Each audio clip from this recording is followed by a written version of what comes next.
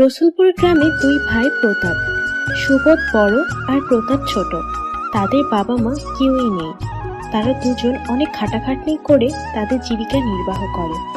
তারা অনেক খাটাখাটনি করলেও তাদের জীবনে কোনো সুখ নেই। এই প্রতাপ, ঘুম থেকে ওঠ, কাজে যেতে হবে তো। বেলা গড়িয়ে দুপুর হতে চললো, কাজে কি যাবি না? হ্যাঁ দাদা, কাজে তো যেতেই হবে।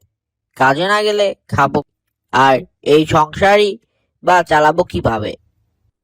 সারাটা জীবন মানুষের জন্য কাজ করে গেলাম, আর যদি নিজেদের ক্ষেত থাকতো তাহলে আর কখনো মানুষের ওখানে কাজ করা লাগতো না। দাদা, জীবনে তো কত জায়গায় কাজ করলাম, কেউ কাজ শেষে ঠিকঠাক ভাবে টাকাই দিতে চায় না। এত কাজ করে তাও দুবেলা ঠিকঠাক ভাবে খেতে পারি না, না পারি এই ভাঙা ঘর ঠিক করতে। কি আর করবো বল, এছাড়া আর আছেই কি?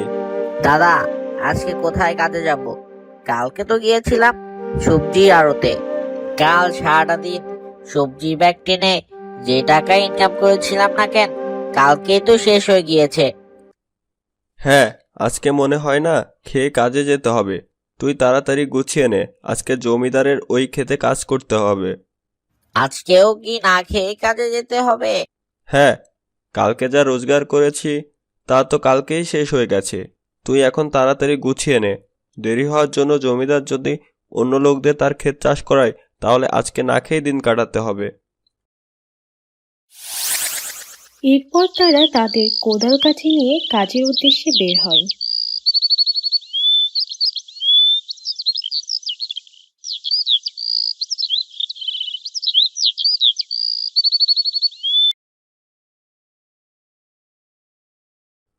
জমিদার বাবু, আমরা চলে এসেছি।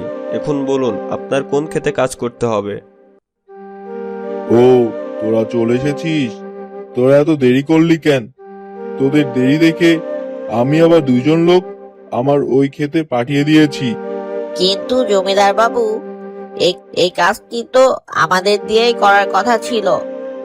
হ্যাঁ, কিন্তু তোদের এত দেরি দেখে মনে করেছিলাম তোরা আর কাজে আসবি না, তাই দুইজন লোক পাঠিয়ে দিয়েছি। বাবু, আপনি জানেনই তো আমাদের বাড়ি কত দূরে, সেখান থেকে আসতে আসতে দেরি হয়ে গেছে। জমিদার বাবু, আজকে যে কোনো একটি কাজ আমাদেরকে দিন।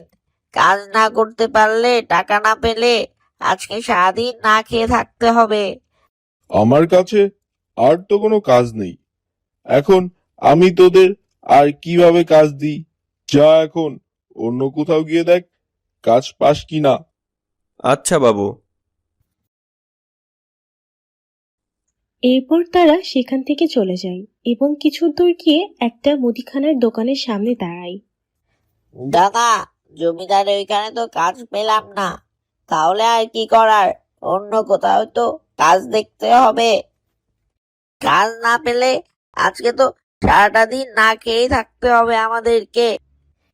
আচ্ছা, তুই চিন্তা করিস না, এই দোকানে কথা বলে দেখি যদি দোকানদার কোনো কাজ দিতে পারে। দাদা, কোনো কাজ পাওয়া যাবে? তোমরা কে, আর কোথা থেকেই বা আসলে? আমার নাম সুবোধ, আর ও প্রতাপ। আমরা এখানে রসুলপুর থেকে এসেছি। আজকে এখানকার জমিদারের ক্ষেতে আমাদের কাজ করার কথা ছিল, কিন্তু আসতে দেরি হয়েছিল বলে জমিদার বাবু অন্য মানুষদের দিয়ে তার ক্ষেত কাজ করাচ্ছে।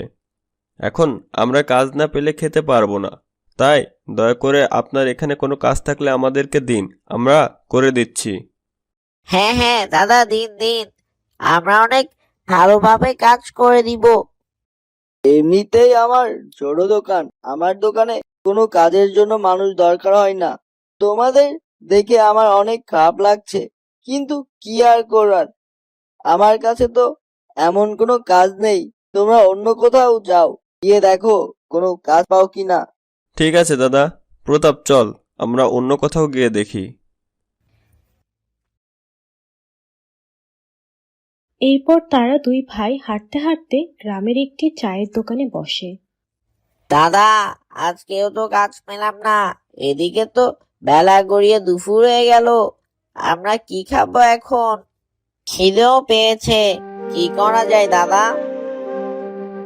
কি আর করব বল, আজকে তো অনেক জায়গায় ঘুরলাম, কোথাও তো কাজ পেলাম না, কি যে করি। তাদের দুজনে এই কথাগুলো শুনছিল। পাশে বসে হরি কাকা তাদের এই কথাগুলো শুনে হরি কাকা বলল, তোমাদের নাম কি আর তোমরা কোথা থেকে এসছো?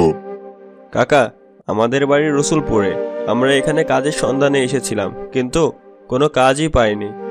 কেন, গ্রামে তোমাদের কোনো জায়গা জমি নেই? সেগুলো চাষাবাদ করলেই তো তোমাদের দুজনের ভরণ পোষণ হয়ে যায়। কাকা, আমাদের বাবা মা কেউ নেই, আর আমাদের গ্রামের জমিও নেই। এজন্য আমরা প্রতিদিন কারো না কারোর কাজ করে দেই। এতে তারা যা পারিশ্রমিক দেয় তা দিয়ে আমাদের দিন কেটে যায়, কিন্তু আজ কোথাও কাজ পাইনি। এভাবে কি তোমরা কখনো কাজ পাবে? শোনো, আমি তোমাদেরকে একটি বুদ্ধি দিই। তোমরা কিছু মুরগি পালন করো। এই ছোট কাজ হয়তোবা তোমাদের ভাগ্য ফিরিয়ে আনবে। ঠিক আছে কাকা, তো আমরা মুরগি কেনার জন্য টাকা কোথায় পাবো? এটা নিয়ে তোমাদের চিন্তা করতে হবে না।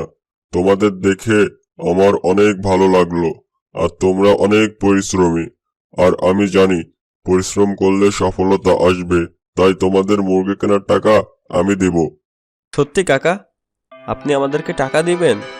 হ্যাঁ, আমি চাই তোমাদের এই পরিশ্রম একটা ভালো কাজে লাগুক, আর তোমরা সফলতা অর্জন করো। আপনি অনেক উপকার করলেন কাকা। আপনার এই ঋণ আমরা কখনোই শোধ করতে পারবো না। এরপর হরি কাকা তাদের মুরগি কেনার জন্য কিছু টাকা দেয়। তারা টাকা নিয়ে সোজা বাজারে যায় এবং সেখান থেকে কিছু মুরগি কিনে বাড়ি যায়। দাদা, আমরা তো মুরগি কিনে নিয়ে আসলাম, কিন্তু এগুলো পালবো কোথায়? আমাদের বাড়ির সামনে আমরা এগুলো পালবো।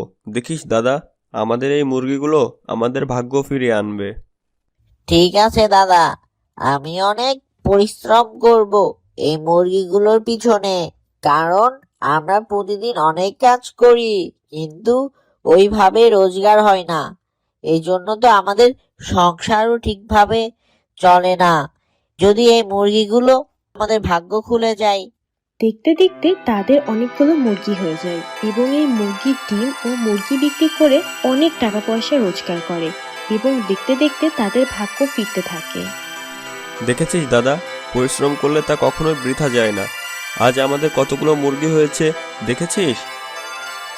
আমাদের ভাঙা বাড়িও আমরা ঠিক করে ফেলেছি।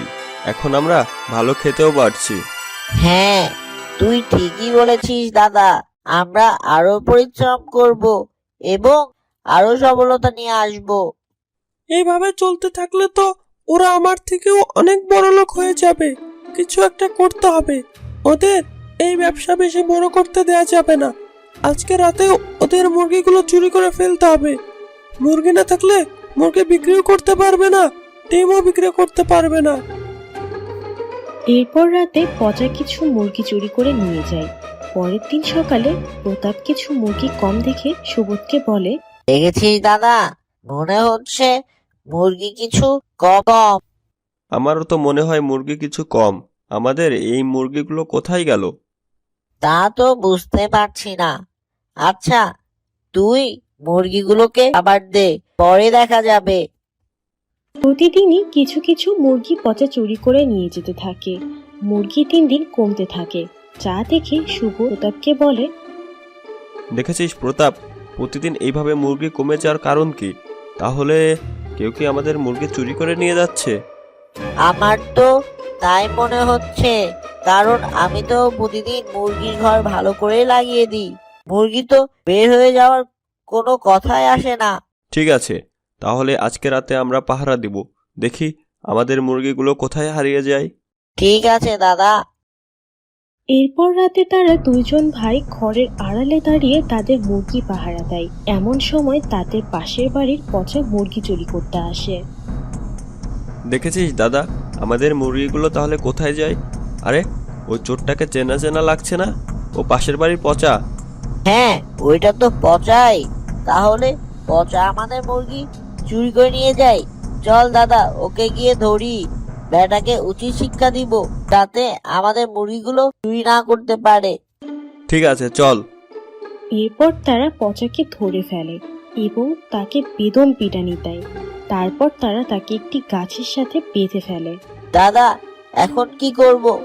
আমরা কিছু করব না, যা করার সকালে গ্রামের মোড়ল মশাই করবে।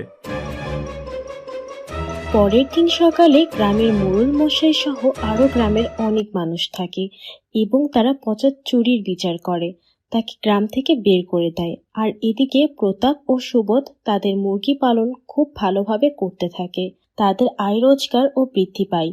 আস্তে আস্তে তাদের সুখের দিন ফিরে আসে।